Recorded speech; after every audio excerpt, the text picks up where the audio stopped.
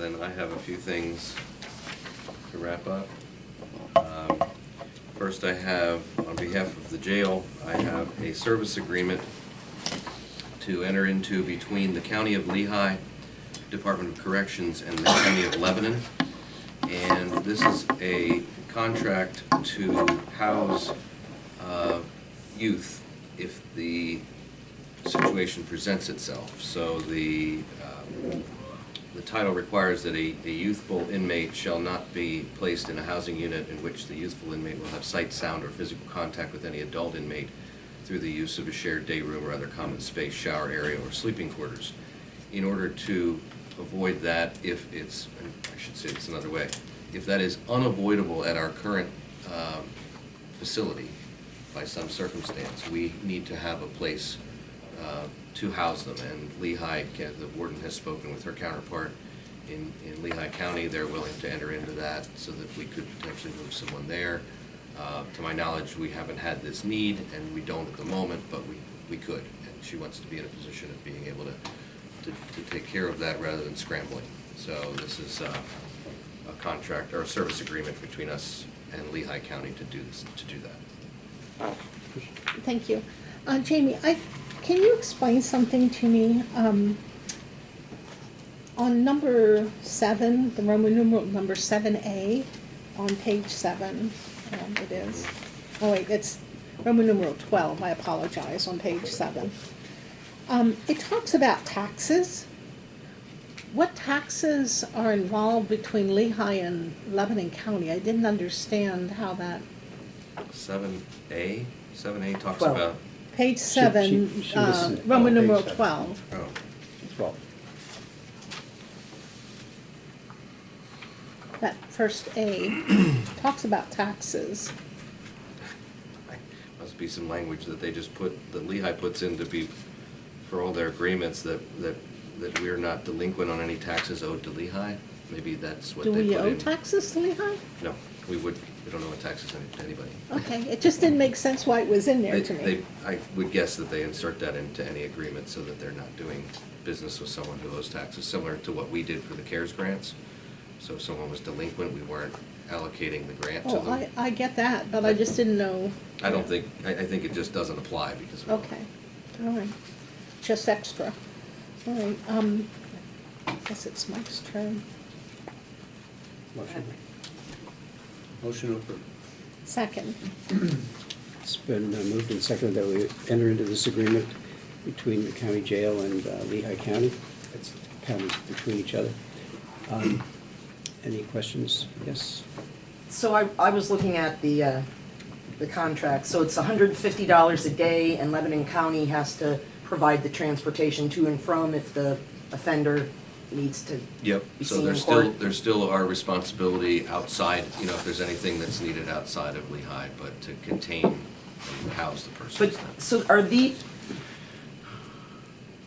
so Warden Litz wants to have this in place as like a backstop, just in, Yeah, so if, for example, the district attorney decides to charge a minor as an adult, and we'd be incarcerating them in the jail, not being held in a juvenile detention facility or something, which is different, you know, then that's when they're not being tried as an adult. It would be in that case, when someone's being tried as an adult, we are housing them, but we cannot meet all of those requirements of Title 37, where we're outside of sight, sound, you know, all of that, which can be difficult, particularly sound.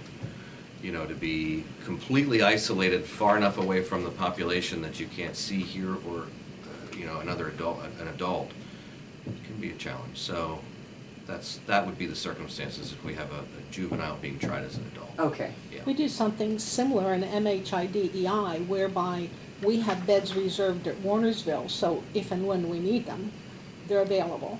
And I see that as a parallel with this contract for the jail, so we're in compliance with the law in case it comes up.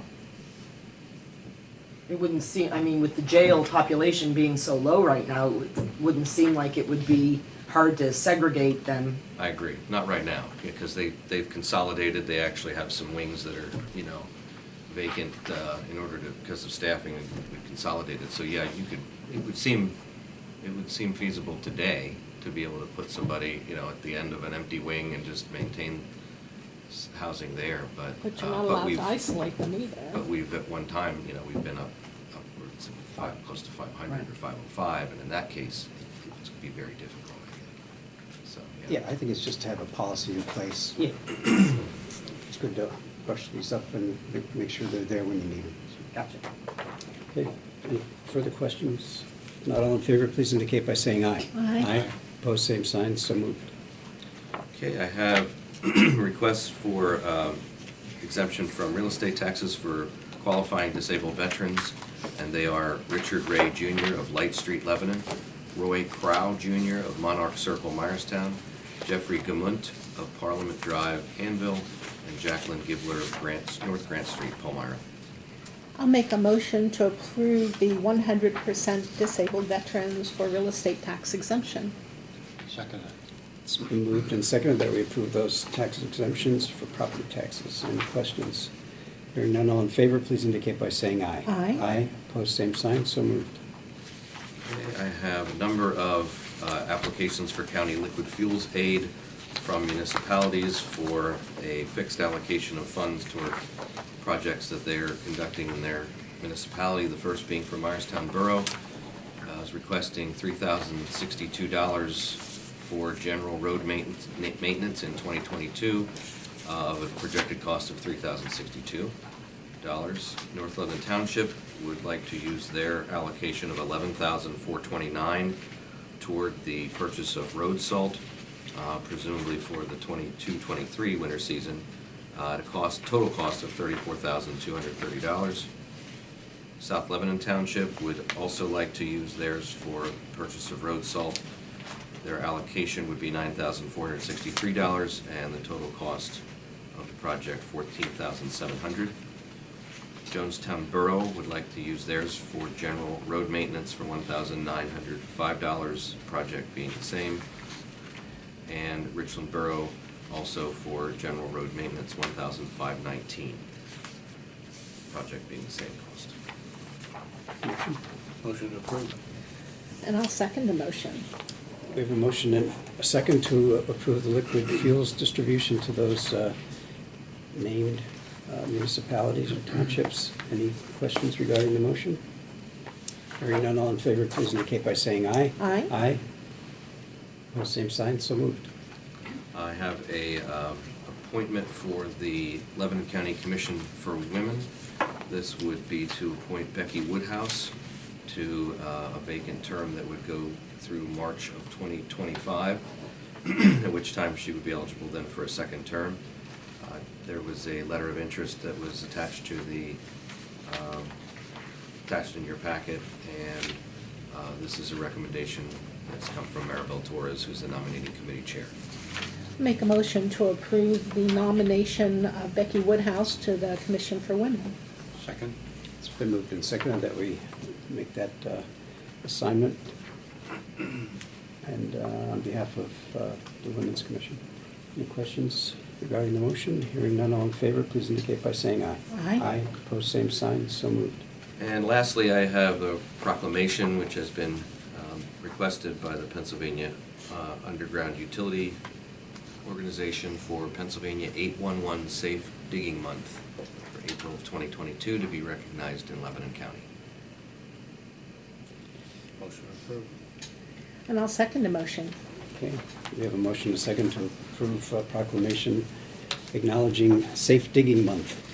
So, Call before you dig. who would have thought it? Yeah. But anyway, all in favor of the motion, please indicate by saying aye. Aye. Aye.